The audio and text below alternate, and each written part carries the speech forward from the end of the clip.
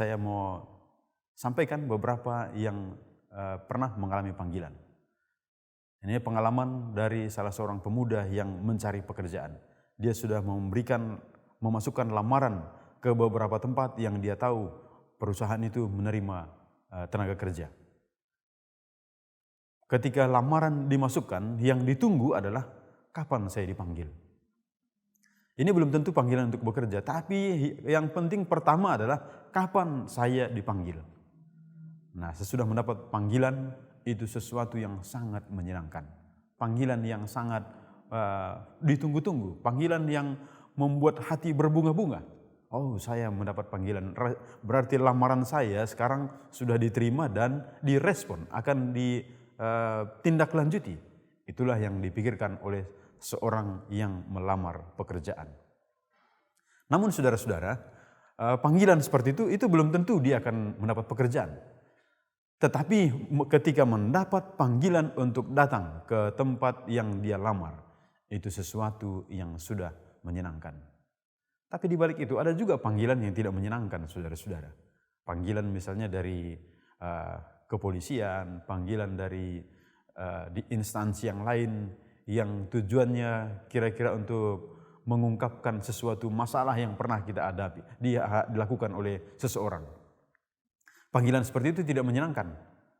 Tentu banyak orang berpikir dan merencanakan, kalau saya dipanggil saya akan begini, saya akan ini, saya akan ini. Itulah yang dilakukan. Tapi di kesempatan ini kita tidak berpikir, tidak berbicara tentang panggilan seperti itu, tapi panggilan yang menyenangkan. Bayangkan saudara-saudara, kalau saudara sedang menantikan sebuah pekerjaan, lalu sudah masukkan lamaran sekian banyak, lalu satu pun tidak memberikan panggilan. Alangkah sedihnya. Tapi ketika ada satu panggilan, maka itu akan menyenangkan. Panggilan yang dialami, panggilan yang sedang diberikan, itu akan membuat semangat timbul kembali. Ya, semangat timbul kembali. Lalu, ketika panggilan diberikan, maka rasa untuk mendapatkan satu pekerjaan itu akan muncul dan bersukacita, bersemangat, menggebu-gebu. Namun saudara-saudara, itu masih dalam bentuk panggilan. Bisa jadi itu panggilan pertama. Dan biasanya bukan satu kali panggilan. Panggilan pertama, kedua, dan ketiga, dan bahkan ada yang seterusnya. Hal yang sama dengan itu ada yang kita sering sebut namanya undangan.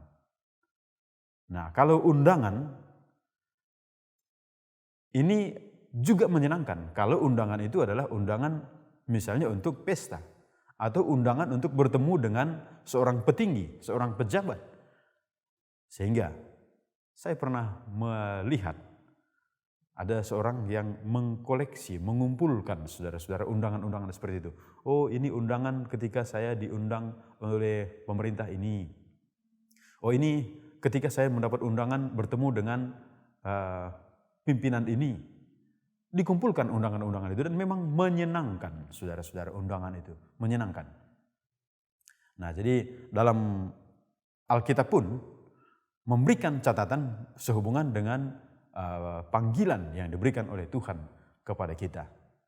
Namun sebelum kita masuk ke sana, kita harus lebih mengetahui sebetulnya siapa kita ini.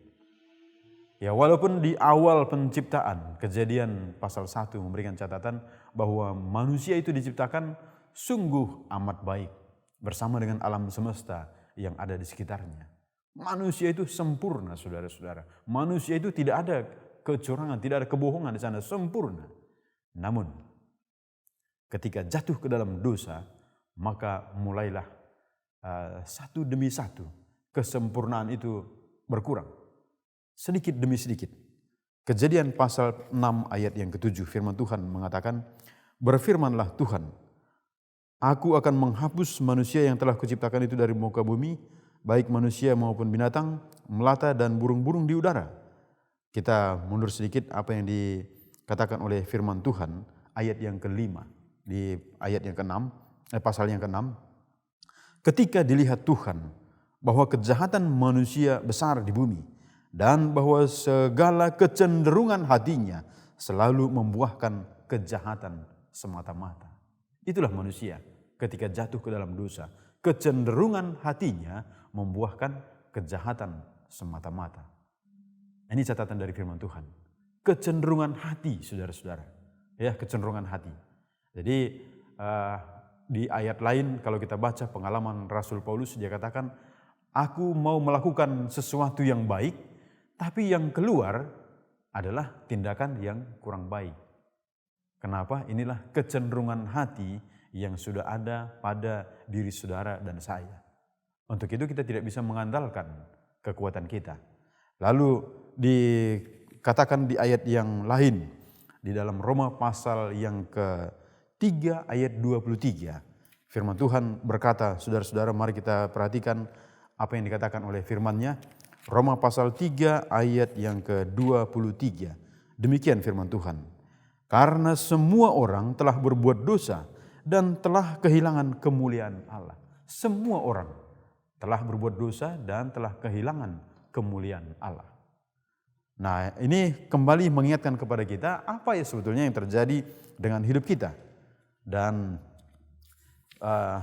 dalam kondisi yang dikatakan tadi semua orang telah kehilangan kemuliaan Allah, Tuhan tidak membiarkan kita berjalan sendiri. Walaupun kelanjutannya menurut Amsal pasal yang ke-14 ayat yang ke-12, firman Tuhan katakan, ada jalan yang disangka orang lurus, tapi ujungnya menuju maut. Nah, inilah tadi karena kesempurnaan itu sudah hilang dan kita ini sudah berada dalam dosa, kehilangan kemuliaan Allah. Menurut pikiran saya ini jalan yang baik, tapi Alkitab katakan ujungnya menuju maut. Menurut pikiran saya inilah yang sudah terbaik, tapi hasilnya mengecewakan. Menurut pikiran akal budi saya, akal kemanusiaan saya, inilah sudah yang terbaik, tapi ujung-ujungnya tidak seperti yang diharapkan. Mengapa? Inilah tadi yang dikatakan oleh firman Tuhan. Ada jalan yang disangka orang lurus, tapi ujungnya menuju maut. Tentu tidak ada yang berharap untuk tiba di ujung yang disebut dengan maut. Tapi itulah yang sudah terjadi, saudara-saudara. Kita tidak bisa mengingkarinya kalau kita hanya mengandalkan kemanusiaan kita. Kalau kita hanya mengandalkan akal budi kita. Oleh karena itu, firman Tuhan juga mengingatkan dalam 2 Timotius pasal 3. Mari kita buka kembali Alkitab kita dalam 2 Timotius pasal yang ke-3 ayat yang ke-2 sampai ayat 5. Demikian firman Tuhan, saya akan bacakan. Manusia akan mencintai dirinya dan menjadi hamba uang.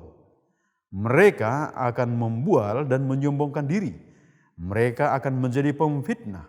Mereka akan berontak terhadap orang tua dan tidak tahu berterima kasih, tidak mempedulikan agama, tidak tahu mengasihi, tidak mau berdamai, suka menjelekkan orang lain, tidak dapat mengekang diri, garang, tidak suka yang baik, suka mengkhianat, tidak berpikir panjang, berlagak tahu, lebih menuruti hawa nafsu daripada menuruti Allah.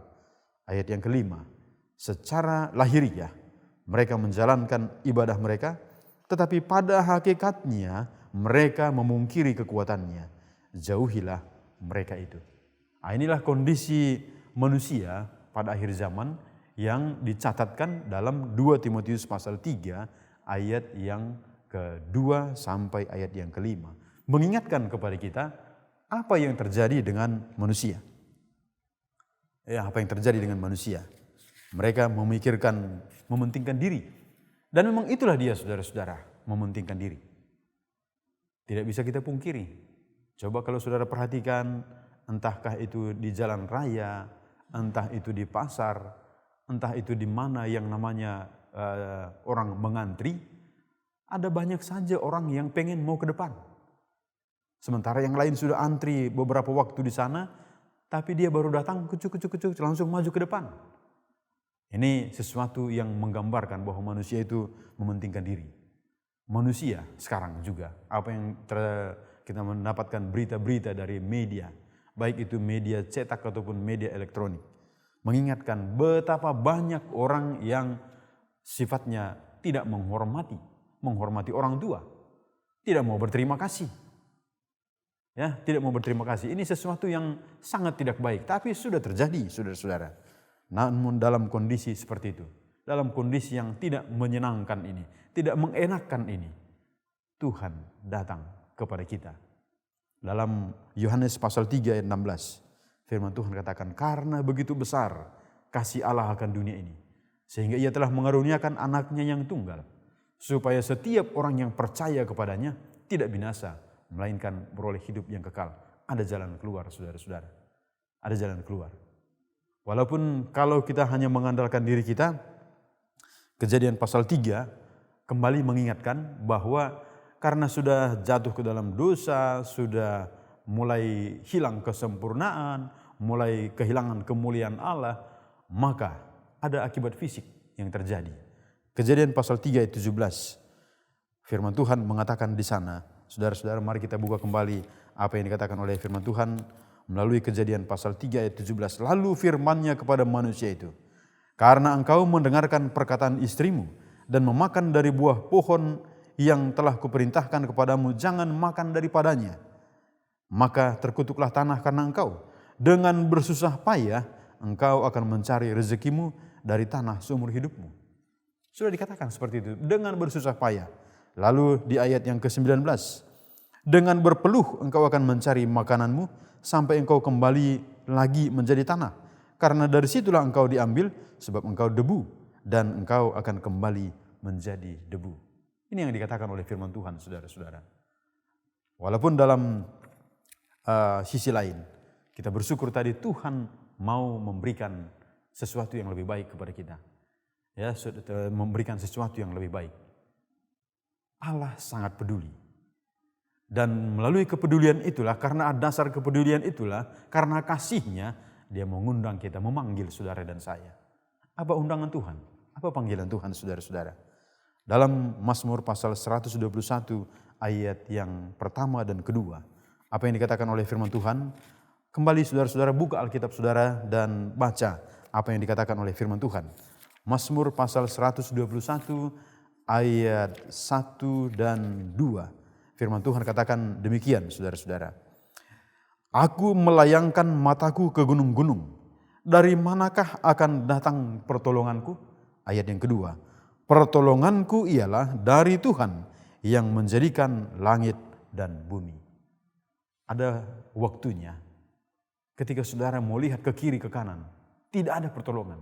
Ketika sangat mengharapkan, oh kalau saya pergi ke si A nanti dia pasti ada pertolongan di situ. Tapi ternyata di sana juga tidak ada pertolongan karena dia juga sedang memerlukan pertolongan. Sebagai manusia berdosa, semua kita memerlukan pertolongan. Dan dari manakah pertolongan? Pemazmur mengatakan, saudara-saudara, aku mengarahkan mataku ke gunung-gunung, gunung yang tinggi, dengan harapan di sana akan ada pertolongan. Gunung ini adalah orang-orang kita anggap ataupun pihak-pihak yang kita berpikir akan bisa memberikan pertolongan kepada kita. Tapi yang diakui oleh pemazmur adalah pertolonganku ialah dari Tuhan yang menjadikan langit dan bumi. Ini pertolongan. Pertolonganku ialah dari Tuhan yang menjadikan langit dan bumi. Memang itulah pertolongan yang pasti, saudara-saudara. Pertolongan yang sangat berbeda dengan pertolongan yang diberikan oleh manusia. Ya, pertolongan yang patut diandalkan. Nah, inilah yang dikatakan oleh firman Tuhan kepada kita. Lalu yang berikut bukti kepedulian Allah kepada kita sehingga Dia memanggil kita. Matius pasal 28 ayat pasal 11 ayat 28 29. Apa yang dikatakan oleh firman Tuhan? Mari kita baca kembali saudara-saudara apa yang dikatakan oleh firman-Nya. Matius pasal 11 ayat 28 dan 29. Firman Tuhan katakan demikian. Marilah kepadaku semua yang letih lesu dan berbeban berat, aku akan memberikan kelegaan kepadamu. Pikullah kuk yang kupasang dan belajarlah padaku, karena aku lemah lembut dan rendah hati, dan jiwamu akan mendapat ketenangan. Saudara yang kasih dalam nama Tuhan, jiwamu akan mendapat ketenangan. Dan inilah yang jarang ditemukan oleh umat manusia saat ini. Secara umum orang berpikir, oh kalau dia sudah menjadi petinggi begini, jabatan tinggi, gelar banyak, lalu dia akan tenang, enak hidupnya. Ternyata juga tidak, saudara-saudara. Itulah yang dikatakan oleh pemazmur. Aku melayangkan mataku ke gunung-gunung, tapi tidak ada pertolongan dari sana. Lalu apa yang dikatakan di ayat ini tadi? Marilah kepadaku semua yang letih lesu dan berbeban berat, aku akan memberi kelegaan kepadamu. Jabatan tinggi belum tentu melegakan, saudara-saudara. Karena banyak orang yang suka dengan jabatan itu. Harta yang banyak, apakah itu memberikan ketenangan? Belum tentu juga, saudara-saudara. Karena kalau sudah banyak harta, pengennya lebih banyak lagi. Itulah manusia yang sudah jatuh ke dalam dosa. Itulah manusia yang sudah kehilangan kemuliaan Allah. Kita tidak akan pernah merasa puas dengan apa yang ada pada kita. Tidak pernah merasa cukup. Tidak, saudara-saudara. Tetap ada kerinduan-kerinduan. Ada keinginan-keinginan yang tidak terpuaskan. Keinginan-keinginan yang tidak akan pernah berhenti. Tetap ada keinginan yang lain di sana. Nah, lalu inilah yang dikatakan oleh firman Tuhan. Marilah kepadaku semua yang letih lesu dan berbeban berat. Aku akan memberi kelegaan kepadamu. Saudara yang kekasih dalam nama Tuhan, kenapa letih lesu? Karena Kejadian pasal 3 sudah mengatakan, dengan jerih payahmu engkau akan mencari makananmu. Jerih payah, ujung-ujungnya adalah letih lesu, capek. Nah, begitu juga dengan yang ayat tadi, dengan berpeluh. Engkau akan mencari rezekimu. Ujung-ujung daripada peluh ini adalah rasa lelah, kehabisan tenaga. Tapi firman Tuhan mengatakan, marilah kepadaku.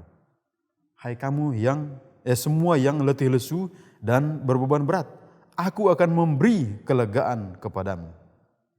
Pikulah kuk yang kupasang. Saudara-saudara, Yesus memanggil saudara dan saya. Datang kepadanya bukan ya datang begitu saja. Tapi ada diberikan kepada kita satu tanggung jawab. Inilah tadi di ayat yang ke-29. Pikullah kuk yang kupasang. Dan belajarlah padaku. Kalau ada kuk, bagaimana lagi bisa mendapatkan ketenangan? Tapi inilah yang dikatakan oleh firman Tuhan.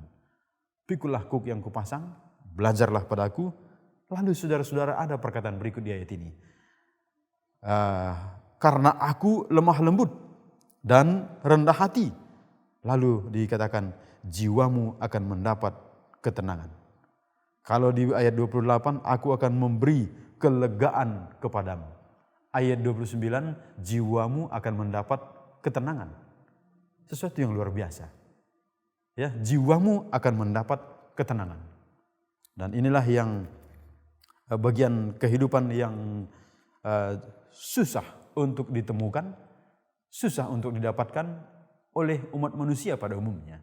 Tapi kita bersyukur karena kita menjadi bagian dari umat Tuhan. Tuhan sudah panggil saudara dan saya untuk datang kepadanya.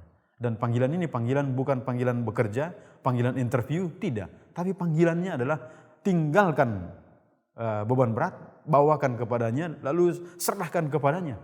Janjinya, aku akan memberi kelegaan kepadamu. Pernahkah saudara memikul, membawa satu beban yang rasanya itu adalah beban yang berat? Beban yang terlalu berat untuk saudara bawa.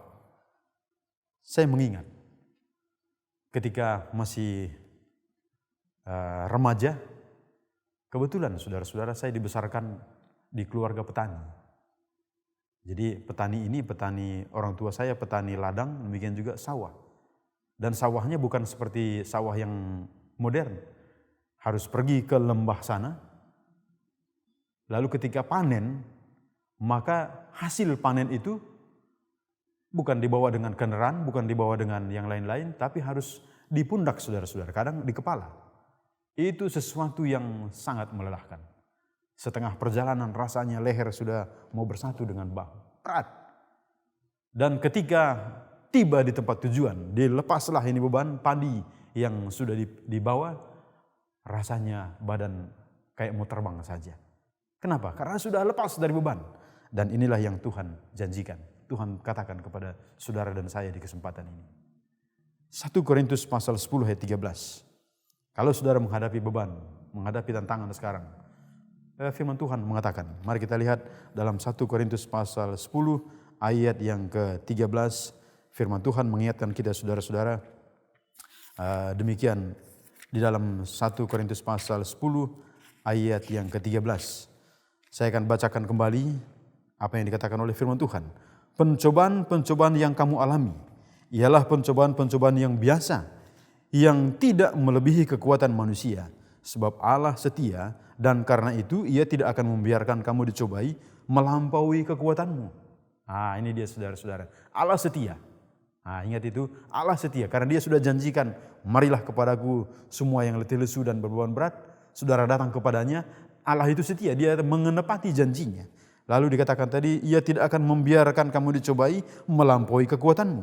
Pada waktu kamu dicobai, Ia akan memberikan kepadamu jalan keluar. Luar biasa, datang kepada Tuhan. Dia berikan jalan keluar, sehingga kamu dapat menanggungnya. Sungguh enak saudara-saudara, sukacita yang besar yang Tuhan sediakan bagi kita. Yohanes pasal 14 ayat 1 sampai yang ke-3 mengingatkan kepada kita panggilan berikut apa yang dikatakan oleh Tuhan kepada kita saudara-saudara. Saya akan bacakan dari ayat ini. Janganlah gelisah hatimu, percayalah kepada Allah, percayalah juga kepadaku. Di rumah Bapakku banyak tempat tinggal. Jika tidak demikian, tentu aku mengatakannya kepadamu. Sebab aku pergi ke situ untuk menyediakan tempat bagimu. Ayat yang ke-3.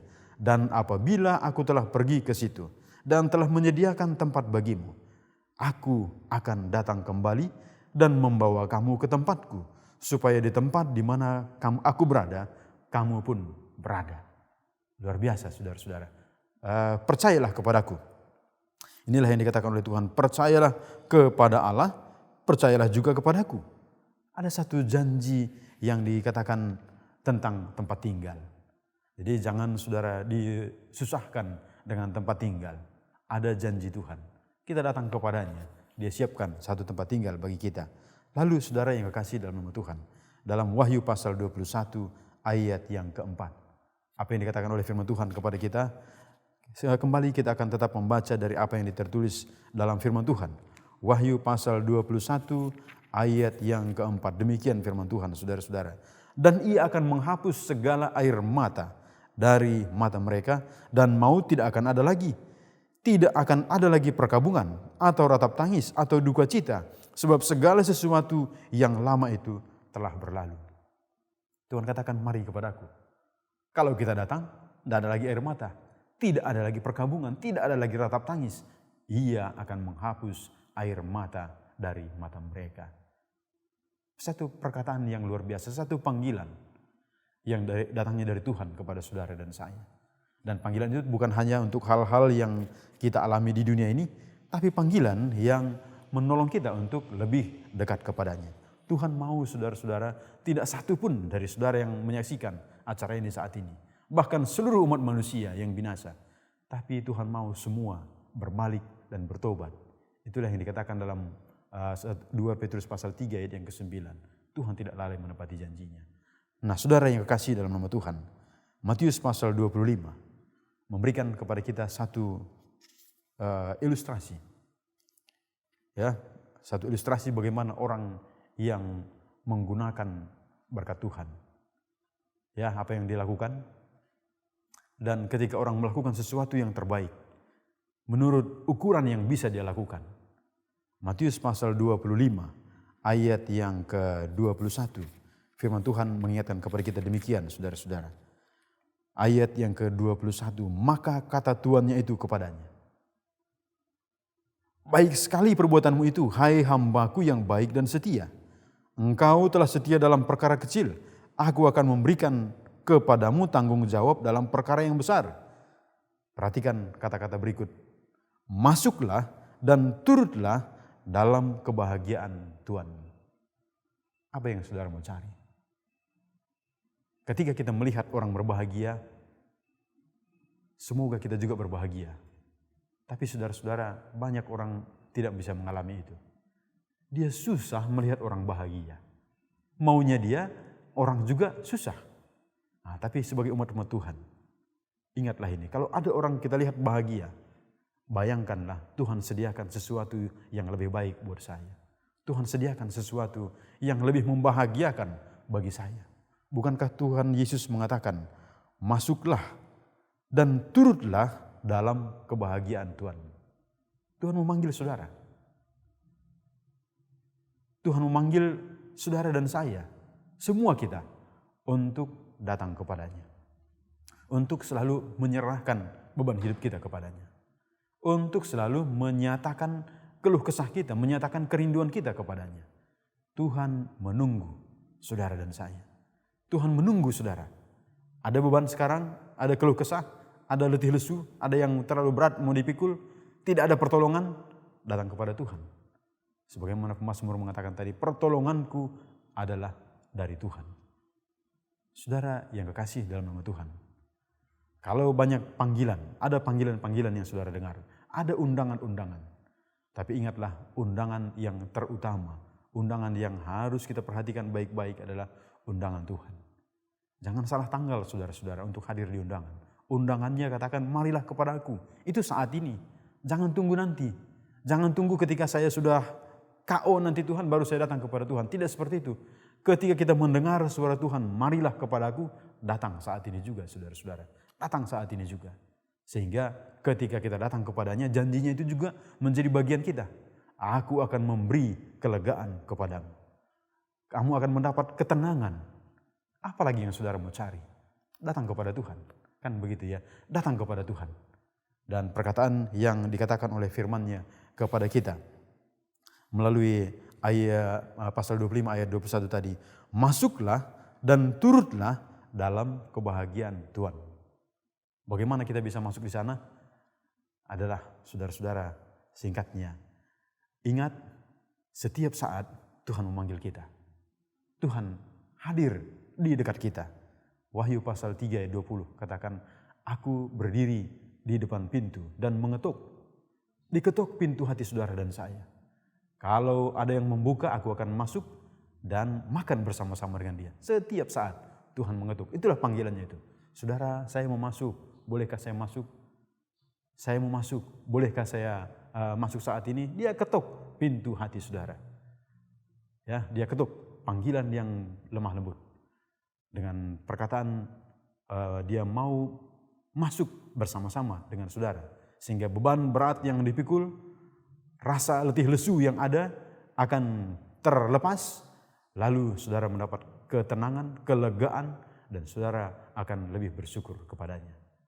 Saudara yang kekasih dalam nama Tuhan, saat ini ketika saudara mengalami satu tekanan ataupun satu beban yang terlalu berat, datanglah kepada Tuhan, menghadaplah kepadanya. Ya, datang kepadanya, menghadap kepadanya, katakan keluh kesah saudara-saudara. Katakan apa yang menjadi beban saudara saat ini. Sehingga ketika Tuhan datang, ketika kita menghadapkannya kepada Tuhan, jalan Tuhan adalah jalan yang terbaik. Janjinya, aku akan memberi kelegaan dan jiwamu akan mendapat ketenangan. Kiranya ini akan menolong saudara-saudara, kita semua, untuk bisa boleh menjalani kehidupan yang berada di dalam banyak kesusahan. Tapi kita tetap berada dalam pihak yang penuh sukacita.